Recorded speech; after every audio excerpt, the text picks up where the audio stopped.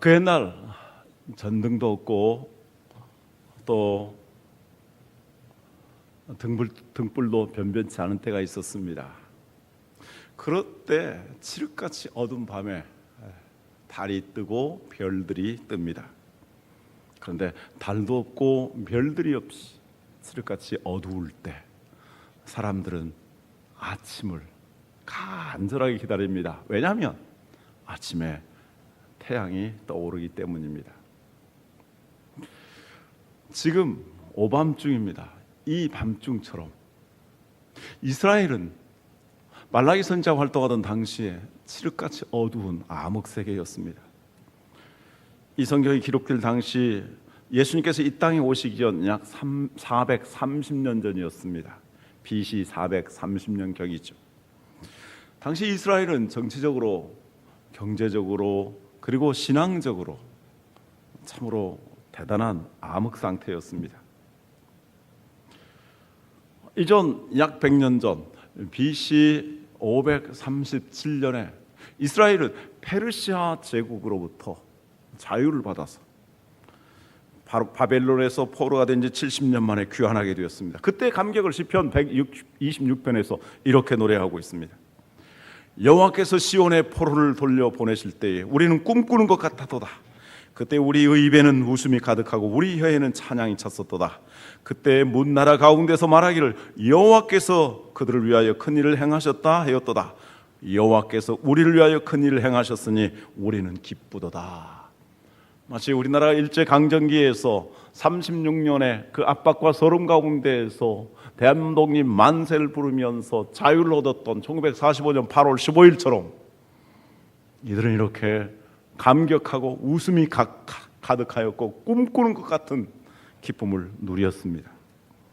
그런데 그 이후에 이스라엘 백성들은 계속해서 성전을 지었습니다. 하나님의 말씀에 순종해서 그 말씀대로 살았을 때는 참으로 복되고 행복하게 살았습니다. 그런데 세월이 한참 지나게 됩니다. 한 세대, 두 세대, 세 세대가 가고 100년쯤 흐르게 되었을 때에 이스라엘은 영적으로 암흑시대가 되고 말았습니다. 정치적으로 이스라엘은 페르시아 제국의 식민지가 되었습니다. 그들은 페르시아로부터 자유를 얻기를 원했지만 100여 년 동안 페르시아의 지배 속에서 식민지가 되었고 모든 것들을 그 나라에 바쳐야만 했었습니다. 자유가 없는 생활을 했습니다. 경제적으로는 계속되는 가뭄과 병충해의 피해가 있었습니다. 특히 메뚜기가 정말 모래알처럼 바닷가의 모래알처럼 일어나서 식물들을, 과수원들을, 논과 밭을 초토화시켜서 황폐화되고 말았습니다. 그래서 먹고 살기가 무척 어려웠습니다. 더더군다나 신앙적으로는 극도로 부패하고 타락하게 되었습니다. 백성들은 하나님 앞에 제사할 때에 썩어 냄새나고 더러운 빵들을 제단에 드렸습니다. 짐승을 잡아서, 가축을 잡아서 드릴 때도 눈이 먼 것, 다리가 부러진 것, 그리고 병든 것, 이런 걸 드렸습니다. 남의 집에서 도둑질 하다가 성전에 와서 제물로 드린다고 했습니다. 그때 하나님께서 이스라엘 백성들에게 이렇게 질책하십니다. 이스라엘 백성들아, 이것들을 너희의 총독에게 갖다 줘봐라. 총독들이 너희들을 처벌할 것이다. 그런데 만군의 여호와 하나님에게 이러한 가증스러운 것을 바칠 수 있겠는가? 제사장들은 하나님의 진리의 말씀으로 백성들을 가르치고 옳게 인도하고 그 백성들이 죄를 짓지 아니하도록 선도하는 역할을 담당했어야만 합니다. 그러나 그들은 하나님 말씀에 대해서 거스르고 그런 바른 길로 행하지 않았습니다. 그래서 이스라엘 백성들을 오히려 범죄하도록 이끌었습니다. 하나님께서는 이 이스라엘의 제사장들에게 이렇게 질타하십니다. 보라, 내가 너희 자손을 꾸짖을 것이다. 너희의 재물의 똥을 너희 얼굴에 바를 것이다. 그리고 이 똥들을 버리는 것처럼 내가 너희들을 버릴 것이다. 이렇게 말씀하셨습니다. 이스라엘 남자들은 하나님께서 허락하신 자기의 이스라엘 아내들을 저버리고 예쁜 이방 여자들을 좋아해서 그들을 아내로 맞아들였습니다. 그들은 우상을 숭배하는 사람이었습니다. 그래서 그들과 함께 결혼해서 그들과 함께 우상을 숭배했습니다. 그래서 그들은 육체적으로도 영적으로도 이렇게 간음하는 사람들이 많았습니다. 그래야 해서 성경이 이렇게 기록하고 있습니다. 이스라엘의 제단에 그 여자들의 눈물과 울음과 탄식으로 적셨다라고 말씀합니다. 그러면서도 이스라엘 백성 남자들은 뻔뻔스럽게 하나님께 나와서 제사한다고 봉헌의 제물을 드리고 했습니다. 하나님 말씀합니다. 만군의 여호와 하나님 나는 그들의 제사를 받지 않겠다. 그들을 이스라엘에서 끌어버리시겠다고 이렇게 말씀하셨습니다. 당시 이스라엘 백성의 대다수는 이렇게 잘못된 일을 했습니다. 그런데 연약한 사람들에 대해서는 아주 가혹했습니다. 일꾼들에게 싹을 제대로 주지 않았습니다. 그들을 억울하게 만들었습니다. 그리고 고아와 과부를 무시하고 그들에게서 착취를 했습니다. 외국에서 나온 이민자들을 학대하면서 그들을 억울하게 했습니다. 이렇게 해서 그들은 많은 돈을 벌었지만 하나님에게는 11조 드리지 않았습니다. 그래서 제사장들은 이제 제사하는 일도 계속할 수가 없었습니다. 먹을 것이 없기 때문입니다. 하나님은 그들에게 이렇게 책망하십니다. 사람이 어찌 하나님의 것을 도둑질하였느냐? 그러나 너희는 나의 것을 도둑질하고도 말하기를 우리가 어찌 주님의 것을 도둑질했습니까? 너희들이 도둑질한 것은 하나님 앞에 마땅히 드려야 될 11조와 봉헌물들을 드리지 아니한 것이다 라고 주님 말씀하십니다. 이렇게 이스라엘 백성들은 정치적으로나 경제적으로나 신앙적으로 볼 때 암흑천지였습니다. 정말 밤이라도 오밤중이었습니다. 이후로 하나님께서는 이스라엘에게 선지자를 보내지 아니하셨습니다. 이후에 이스라엘은 페르시아로부터 독립을 받기를 원했지만 100여 년 동안 계속되었고 그들이 독립을 꿈꿨지만 그보다도 더 강하고 악한 알렉산더가 그들을 지배하고 점령해서 그리스 제국의 통치를 받았습니다. 그리스 제국께서 독립하려고 100여 년 동안 싸움을 했습니다. 수많은 사람들이 죽었습니다. 한때 독립을 보는 것 같았지만 다시 로마 제국의 지배를 받아서 예수님 오실 때까지 더 가혹한 이러한 착취를 당하면서 고통을 겪게 되었습니다. 무려 430년 동안 이스라엘은 모든 걸 잃어버리고 하나님의 말씀이 끊어지고 암흑세가 되고 나라를 온전히 잃어버리고 산 것이었습니다. 우리나라는 당시 이스라엘 백성들과 비교할 정도는 아닙니다. 그러나 많은 사람들이 오늘날 살기가 힘들다고들 말하고 있습니다. 그러나 문제는 살펴보면 경제적인 것이 아닙니다. 제가 오늘 교역자들하고 이야기하면서 그런 얘기를 했었는데요. 제가 70년대 초반에 서울에 올라갔을 때 광화문 거리에서만 차들이 한 20, 30대 이렇게 줄지어서 가는 것을 볼 수 있었습니다. 전국의 차가 7만 대 정도였습니다. 그런데 전라북도만 해도 70만 대가 넘습니다. 몇백만 대가 됩니다. 경제적인 것이 진짜 문제는 아닙니다. 정말 우리나라의 중요한 문제는 도덕적인, 정신적인, 신앙적인, 영적인 문제들입니다. 오늘 드라마를 보십시오. 잠깐 드라마를 보면은 도덕적인 문제가 얼마나 심각한가를 드라마를 통해서 반영해주고 있습니다. 지난 1년 동안 우리나라의 정치 그리고 사회 환경을 보십시오. 계속 다투고 논쟁하고 시위하고 혼돈의 세월들이었습니다. 그래도 이 땅에 기도하는 사람들이 있기 때문에 그리고 묵묵히 일하는 사람들이 있기 때문에 하나님의 은혜가 있는 것이지 이런 식으로 가다가는 정말 북한에게 어떠한 위협을 당할지도 모릅니다. 우리 한국의 교회들, 한국의 그리스도인들을 보십시오. 유명한 교회 지도자들 중에 큰 교회들 가운데 문제가 팡팡 터져 나오기도 합니다. 우리 성도들 한 사람 한 사람 생각해 볼 때 그 옛날의 순수한 신앙 그리고 뜨거운 신앙의 열정들이 많이 사그러져 가고 있습니다. 정말 우리 한 사람 한 사람, 우리 한국 교회가 이 나라의 백성들이 회개하고 대각성 운동이 일어나지 않으면 안 됩니다.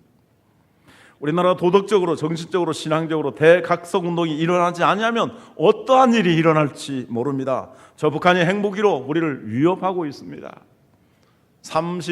올해 이제 30세 됐겠네요. 김정은. 그는 아주 포악한 사람이 아닌가 생각합니다. 그가 그 이전 청소년이었을 때도 아주 포악하다고 그의 과거를 이야기하는 사람들이 있습니다. 그 포악한 그가 정권을 잡고 있습니다. 핵무기로 무장하고 있습니다. 이 땅에 어떤 일이 벌어질지 모릅니다. 그러므로 어떻게 우리가 그런 악의 세력을 물리치며 이 나라를 주님의 평강 가운데 이끌어가면서 사명을 감당하는 나라가 될 수 있을까요? 대각성 운동이 일어나지 않으면 안 되는 것입니다. 이렇게 칠흑같이 어두운 밤에는 태양이 그리워집니다. 사람들이 힘들고 어두울수록 태양을 그리워하고 태양을 찾아 나섭니다. 사람들이 찾는 태양에는 두 가지 종류가 있습니다. 하나는 하나님 만드신 붉은 태양입니다. 지금 이 시간에도 전국에 수많은 사람들이 그 해를 보기 위해서, 해돋이를 보기 위해서, 해맞이한다 그러죠. 그 해돋이를 보기 위해서 산으로 그리고 바닷가로 나갔습니다. 그 해를 바라보면서 기를 받고, 해를 바라보면서 희망을 보고 희망을 품고, 그 해를 바라보면서 소원을 빕니다. 저는 그분들을 이해하기를 바랍니다. 왜 그렇습니까? 얼마나 힘들고 고생이 심하면 해라도 보려고 했을까 하는 것입니다. 그 고생을 하면서 해를 보려고 노력을 하고 있습니다. 또 하나 이해할 수 있는 것은 하나님을 알지 못하기 때문에 지푸라기를 잡는 심정으로 해라도 바라보면서 해라도 소원을 기는 그런 모습을 봅니다. 어쩌면 하나님을 믿으면서도 하나님께 나오지 아니하는 사람보다 그 마음의 중심은 절실할지 모르겠습니다. 하지만 분명한 것은 해는 인간이 결코 숭배할 것이 아니라는 말씀입니다. 성경은 말씀합니다. 창세기 1장 16절 18절 말씀 다 같이 읽겠습니다. 하나님이 두 큰 광명을 만드사 큰 광명체로 낮을 주관하게 하시고 작은 광명체로 밤을 주관하게 하시며 또 별들을 만드시고 하나님이 그것들을 하늘에 궁창에 두어 땅을 비추게 하시며 낮과 밤을 주관하게 하시고 빛과 어둠을 나누게 하시니 하나님이 보시기에 좋았더라. 하나님이 창조하신 하나님 보시기에 좋은 이 해와 달과 별들은 왜 만들어졌습니까? 히브리어 원문에 보면 지구를 위해서 만들었다고 말씀합니다. 이 어마어마한 우주가 있지만 이 우주 가운데 생명체가 있고 인간이 있고 정말 하나님 만드신 이 우주의 실제적인 중심은 지구입니다. 이 지구를 위해서 해와 달들이 빛을 발하도록 만들었습니다. 그리고 이 지구에 하나님 만드신 가장 탁월한 하나님의 형상을 가진 인간들이 주인공으로 있습니다. 그래서 인간을 위해서 만들었습니다. 해를 인간을 위해서 만들었는데 인간이 그 해에게 소원을 빈다라는 것은 얼마나 어리석은 일이겠습니까? 사람들이 해를 바라보지만 성경 우리에게 말씀합니다. 해 아래는 새 것이 없다. 전도서 1장 2절에서 5절 말씀 같이 읽도록 합니다. 전도자가 이르되 헛되고 헛되며 헛되고 헛되니 모든 것이 헛되도다. 해 아래에서 수고하는 모든 수고가 사람에게 무엇이 유익한가? 한 세대는 가고 한 세대는 오되 땅은 영원히 있도다. 해는 뜨고 해는 지되 그 떴던 곳으로 빨리 돌아가고 어저께 뜬 해와 내일 뜨는 해가 무슨 다른 게 있겠습니까? 2013년도 12월 31일에 떴던 해와 2014년도 1월 1일에 떴던 해가 다른 게 뭐가 있습니까? 해 아래 살아가는 삶, 하나님이 없이 살아가는 삶은 헛되고 헛되다라고 말씀합니다. 이 글을 쓴 사람이 누구입니까? 솔로몬입니다. 이 세상에 태어나서 솔로몬처럼 정말로 훌륭하게 되고 성공하게 되고 영광을 누린 사람이 어디가 있겠습니까? 그는 왕자로 태어났고 그는 왕이 되었습니다. 놀라운 지식을 가졌습니다. 놀라운 지혜를 가졌습니다. 그리고 그는 정말 호화롭게 풍요롭게 살았습니다. 해에게 소원을 빌어서 그렇게 풍요롭게 솔로몬같이 된다 할지라도 하나님이 없이 살아가는 삶은 헛되고 헛되다라고 말씀합니다. 사람들이 찾는 태양 또 하나가 있습니다. 그것은 역사 가운데 혜성처럼 등장하는 영웅들입니다. 이집트에는 파라오가 있었습니다. 파라오라는 말은 태양의 아들이라는 말입니다.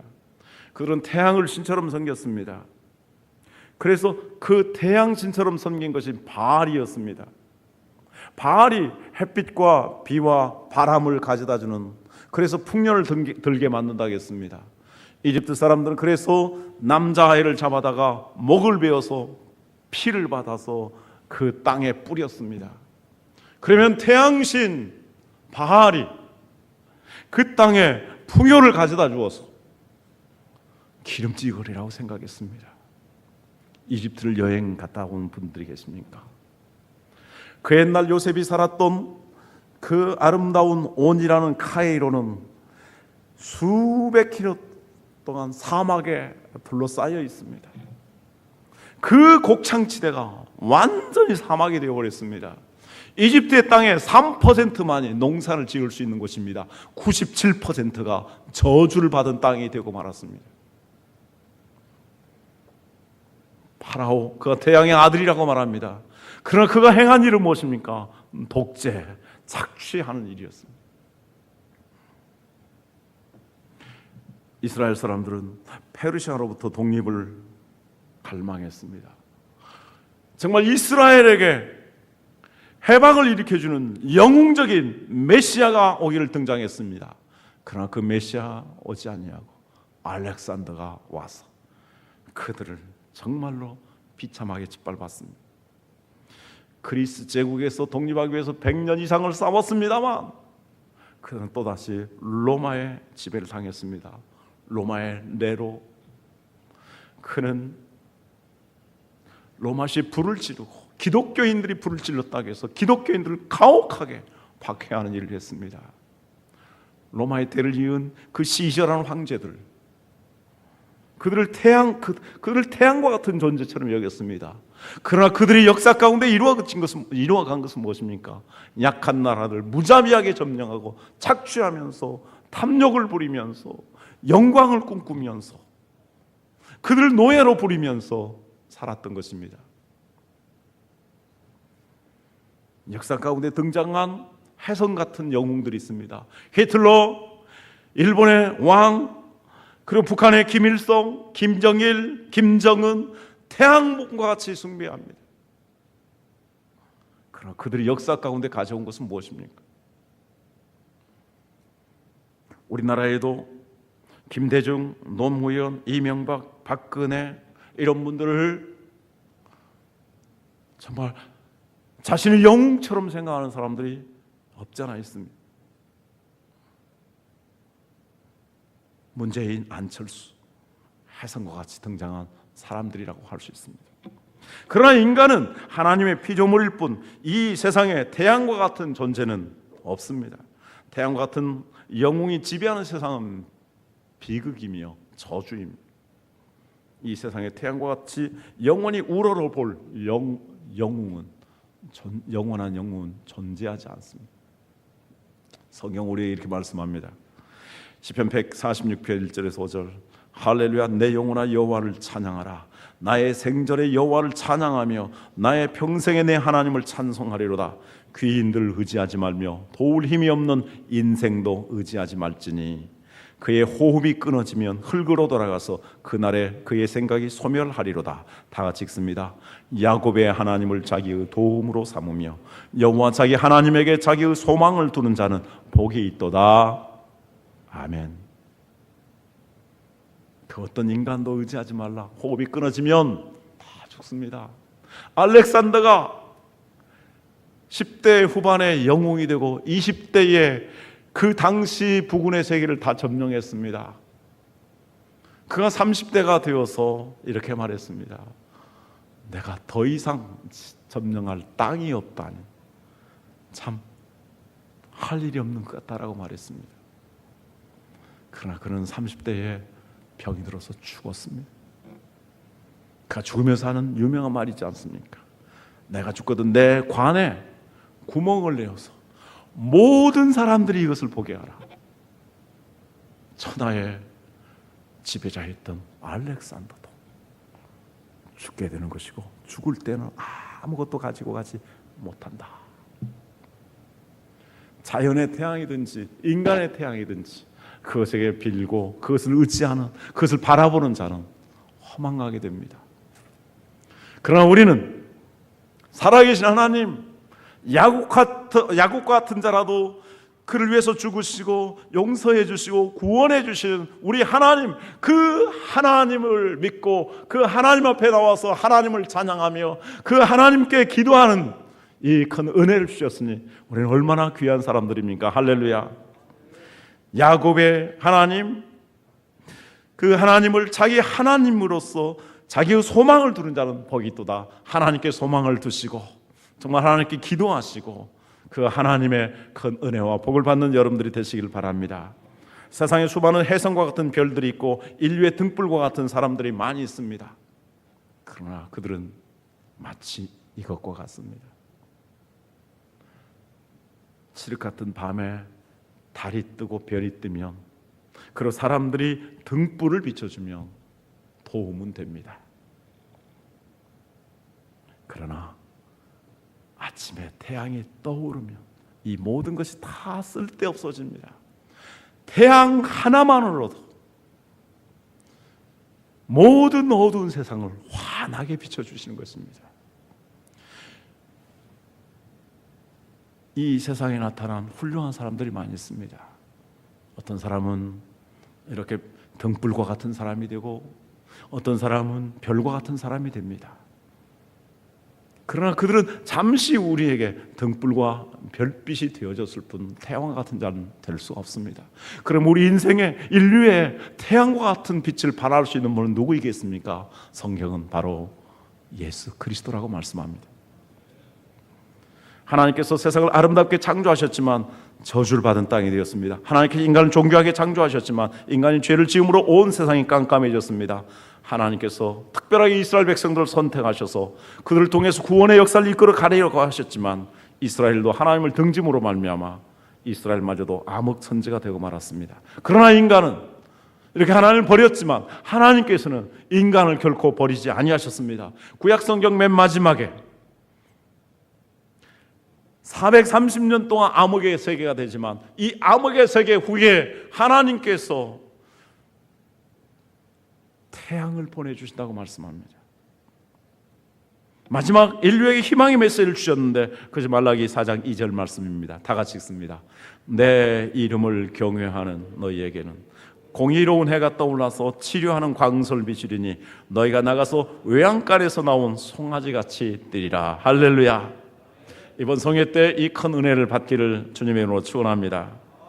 정말 공의로우신 예수님을 만나고 그 다음에 치료하는 광선을 통해서 우리가 치유를 받고 그래서 외양간에서 나온 송아지같이 기뻐 뛰는 우리의 삶이 있기를 주님의 이름으로 축원합니다.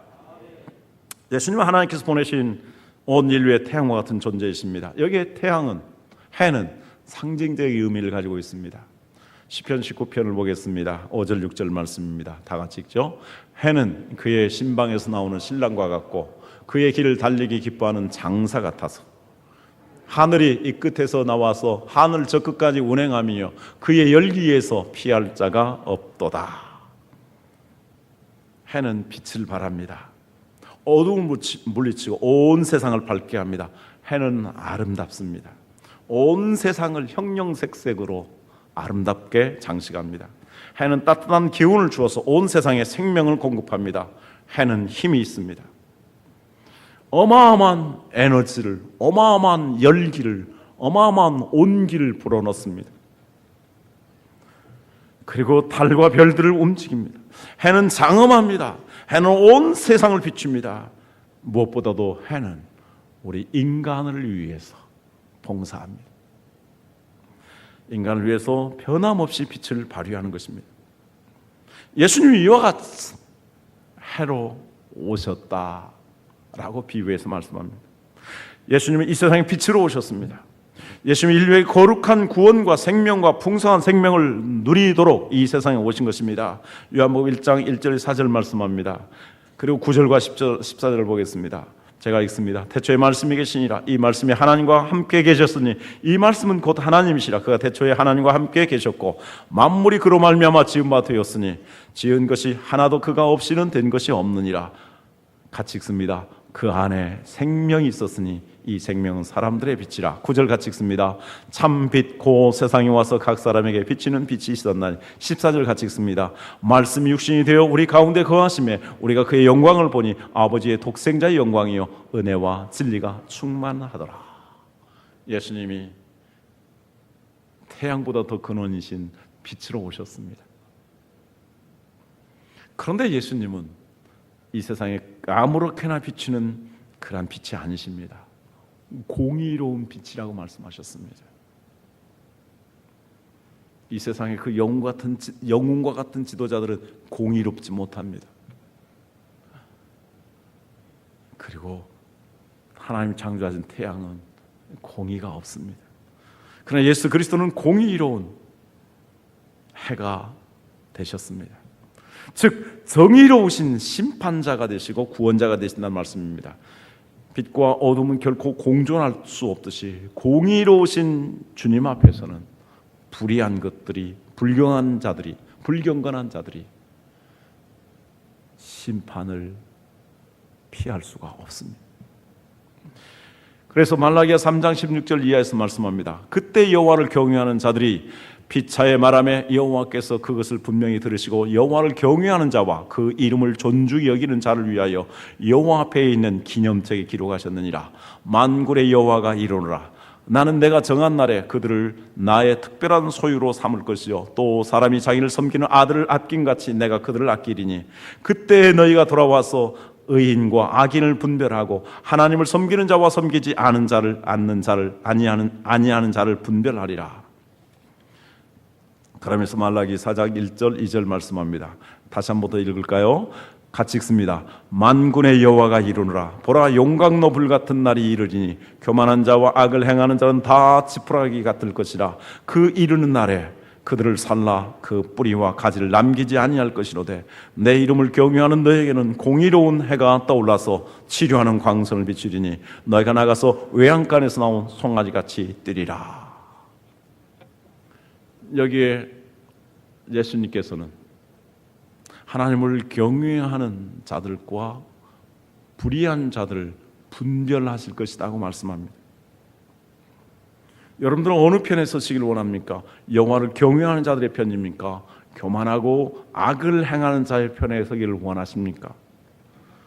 의인과 악인을 분별하고 하나님을 섬기는 자와 섬기지 아니하는 자를 분별하셔서 심판하실 것이라고 말씀합니다. 그것이 바로 공의로운 태양이신 예수님이십니다. 여러분들은 2013년 한 해에 하나님께서 생명을 주시는 동안에 어떤 일기로 여러분들의 다이어리를 기록하시겠습니까? 성경 우리에 말씀하고 있습니다.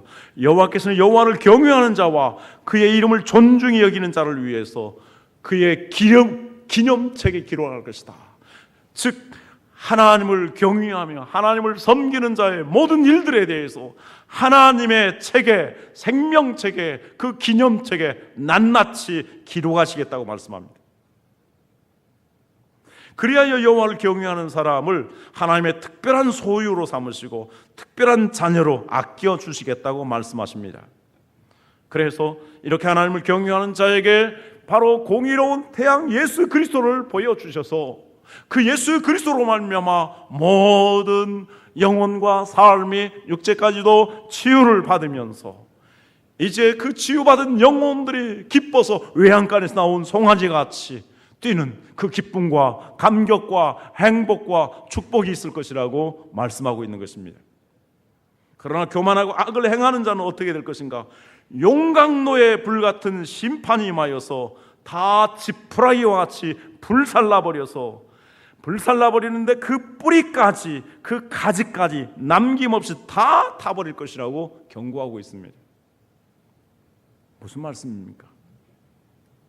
하나님이 복을 베풀어 주셨는데도, 하나님 위대한 형상으로 이렇게 창조해 주셨는데도 불구하고 그 하나님을 알지 못하고 불의하게 살면서 교만하게 살면서 하나님을 알되 하나님으로 영화롭게 하지 아니하고 하나님을 섬기지 아니한 그 사람들에 대해서 그 사람이 살았던 삶의 모든 근원들, 뿌리까지도, 그들이 이룩했던 모든 공로, 업적 가지까지도 다 불살라서 하나님의 심판 아래 둘 것이라고 말씀합니다.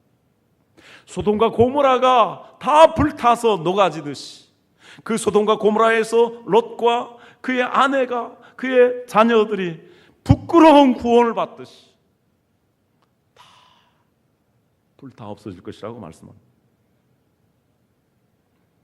결론적으로 말씀드립니다. 오늘 말씀 속에서 마지막으로 구약 성경에 하나님께서 메시지를 남기셨습니다. 말라기 4장 5절 6절이 마지막 메시지인데 그 메시지는 세례 요한을 보내주실 것이라고 말씀합니다. 엘리야와 같은 세례 요한이 나타나서 주님의 길을 예비할 것인데요, 같이 한번 읽도록 하겠습니다. 말라기 4장 5절 6절 같이 읽습니다. 보라, 여호와의 크고 두려운 날이 이르기 전에 내가 선지자 엘리야를 너희에게 보내리니 그가 아버지의 마음을 자녀에게로 돌이키게 하고 자녀들의 마음을 그들의 아버지에게로 돌이키게 하리라. 돌이키지 아니하면 두렵건대 내가 와서 저주로 그 땅을 칠까 하노라 하시니라. 세례 요한이 등장하기 전에, 세례 요한이 예수님이 등장하시기 전에 외친 메시지가 무엇일까요? 두 가지입니다. 보라, 세상 죄를 지고 하는 하나님의 어린 양이로다. 예수님을 바라보고 우리 구세주가 왔으니 그 예수님을 믿으라는 것입니다. 또 하나의 메시지는 무엇입니까? 회개하라, 천국이 가까웠느니라.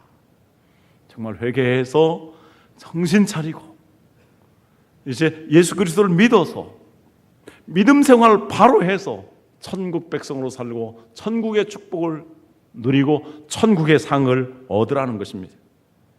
지금까지 세상에 타협하고 뜨뜻미지근했던 우리의 신앙생활이 있다면 회개하고 청산할 수 있기를 바랍니다. 2014년도를 맞이하여서 보다 더 정신을 차리고 믿음 생활하여서 건강하고 외양간에서 나온 송아지처럼 기쁨과 감격과 감사와 행복이 충만하시기를 주님의 이름으로 축원합니다. 로마서 13장 1절에 11절에 14절 마지막으로 읽고 말씀을 맺습니다. 같이 읽습니다. 또한 너희가 이 시기를 알거니와 자다가 깰 때가 벌써 되었으니 이는 이제 우리의 구원이 처음 믿을 때보다 가까웠습니다.